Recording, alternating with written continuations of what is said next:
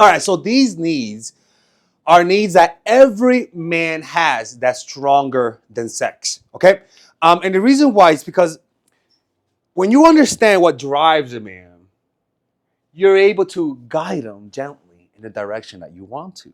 All right, without going straight to hell. Because today is Sunday, we can't be teaching shit that sends Father Alex to hell. All right, so let's begin. So the first thing that men, what the need that most men have is emotional, and this is actually very true, right? Because life is hard, emotional numbness.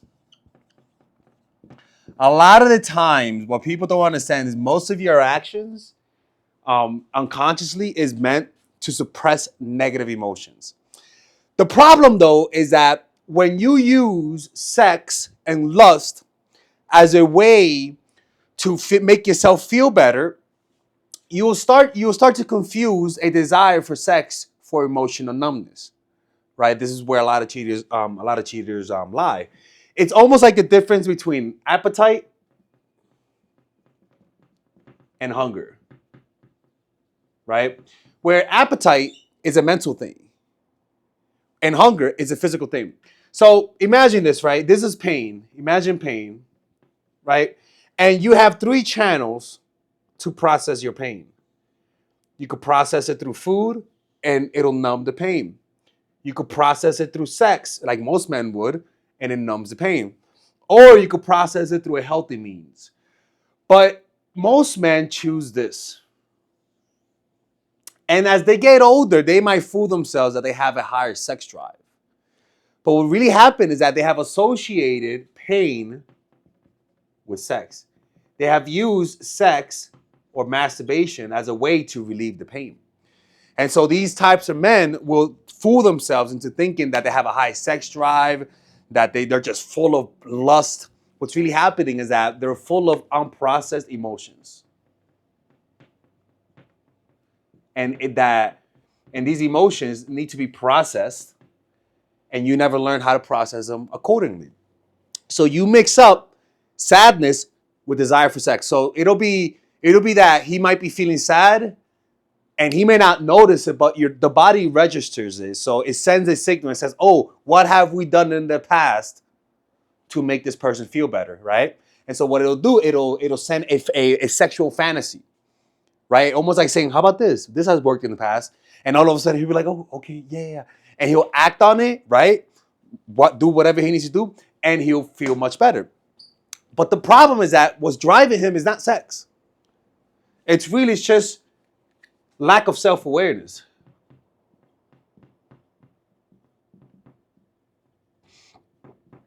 And sometimes when you get in a relationship, some guys get in a relationship so that they can numb that pain, actually, right? And with a guy like that, you might get cheated on, right? Because the way they keep the pain numbed is not just sexual stimulation, but variety, right? Because the dopamine doesn't fire as much from the same source. So they need to change it up, or they'll become addicted to porn and stuff like that. And emotional numbness is literally why people get addicted to things, why we objectify each other, why we dehumanize each other, right? Because we are just so focused on our pain that we're not aware how we're influencing other people. Oh my God, Father Alex looks like he has a crop top. All right, that's enough. You're not going to be watching that shit. There you go. All right. The next one is a desire, a bigger desire that men have over sex is a desire to be admired or power. Men have a higher need for power than women do. And the reason why is because men are more judged by the power that they have in life. They're labeled as attractive a lot more often than women by the power that they have in life. And it's not that a man wants a dictatorship. A man wants a woman who admires him. The key here is that some guys are not worthy to be admired. Some guys are so fucking toxic that when you admire them, they'll develop a toxic disease that's called grandiosity.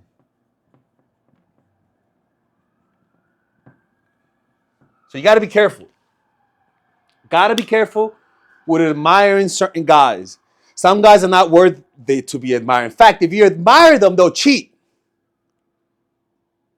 Right? Like some guys, it's like dating the ugly guy where he's so ugly, you validated him so much, you gave him so much respect that now he feels confident to jump onto your friend. Now he feels confident to find another woman. He lets success get to him. So a desire to be admired. Now, you don't do nothing wrong. You did not make a mistake if you show a man respect and he takes advantage of it. Nothing wrong with that. That's human nature. That's just him being a malagradecido, right? But the key is that once you notice that at the hint of praise, at the hint of admiration, at the hint of respect, their heads get too overinflated, then that's a sign you gotta get the fuck out. But this is like crack for men.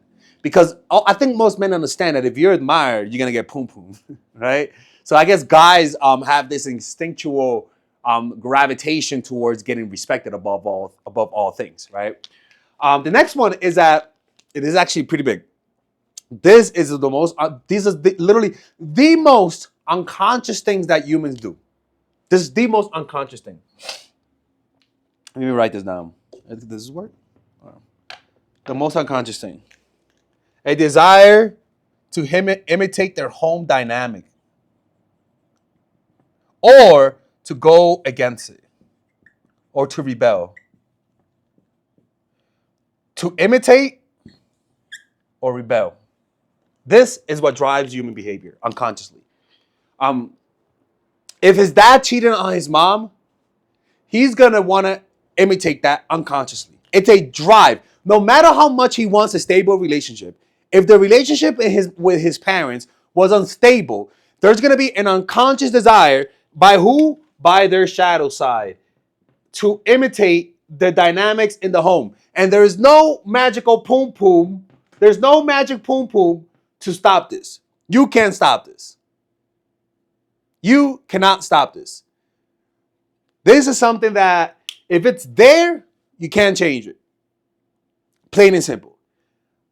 So that means if he cheated on his mom, if dad cheated on his mom, he has a compulsive need, a drive, an itch, a desire to imitate that same pattern.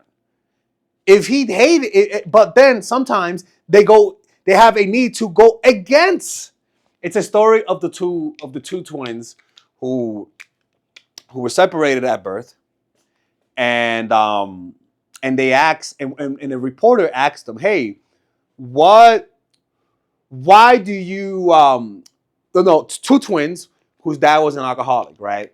One twin was a successful businessman, and the other twin was a failure, a crackhead actually."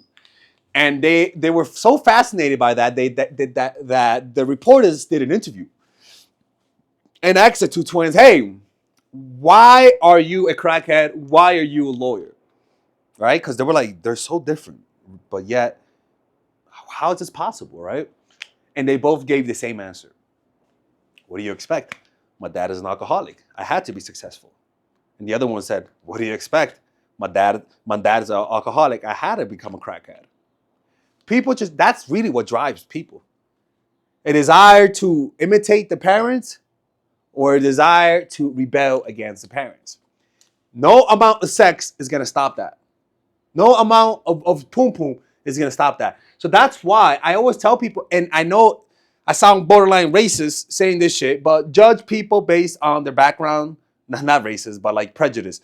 Judge people. If dad cheated on mom, I'm sorry, but I pay attention to him. He might imitate that. If dad hit mom and he saw that, pay attention to that. But also, he might rebel against that. But the signs are there. Just look for them. Trust me. Those types of things make themselves obvious to anyone who wants to look. All right? All right. Anyways, emotional numbness. We want to numb the pain. A desire to be admired, respected, and a desire to rebel or imitate their childhood dynamics. Those are the desires that men have that's stronger than sex. Anyway, let me know what you guys think about this in the comment section down below, and I'll see you guys later. Take care. Do you give off Terminator vibes because you're so masculine? Or do you give off nice girl, creepy, and needy vibes because you're just too feminine? The problem is that both sides suffer greatly in their business life, relationships life, and friendships with family and friends. And if you don't know how to fix that, you will repeat the same pattern your whole life and never escape. Well, guess what? I have a course for you, and it's called The Feminine Woman. It's pretty much a course on how to increase your self-esteem through practical means, not through giving you guys affirmation and wishing that you stop being terminators or you stop being needy and creepy goldfish. No, I'll give you practical things that by you doing this, if you're too masculine, I swear people will say there's something in you. You look more relaxed. You're just more comforting. You become more emotionally open because I teach you guys those strategies. It's a 5-week course. If you're too masculine, you are successful in life. You are successful in business, but you struggle with connecting. And so that course will give you practical things that if you're a Terminator, you'll come out human, people. Like you'll just give off a more relaxed vibe. It's what I did in my life to heal me from my toxic masculinity. It's a 5-week course. And in that, I teach you guys how to let go of the past. I teach you guys how to use your feminine energy to influence without being too sexual, which might sabotage you. I'll teach you guys how to use the masculine to be assertive without scaring people off because sometimes it could be too much. It's a course that balances those things out. Okay, so if you go Bronx mode, if you're too Beverly Hills mode, I'll teach you guys how to go Bronx mode, or better yet, South Side of Chicago type of shit. Well, now you're just a serial killer right there, right? And with this course has a 30-day money back guarantee, and if you purchase it, you guys also get access to the Zoom meditation group where we both meditate, or we all meditate on a weekly basis, and you guys get access to the WhatsApp group. And it's really a good course. If you guys don't like it, just ask for your money back. I mean, you guys can see the reviews right here. A lot of people like those reviews. And you'll see the results. And if you don't see the results, then I'll just give you your money back. Like I'm not gonna scam you guys if it doesn't work, but I know it's gonna work. So you do that now. Don't end up like Frida Kahlo. All right? Don't do that shit.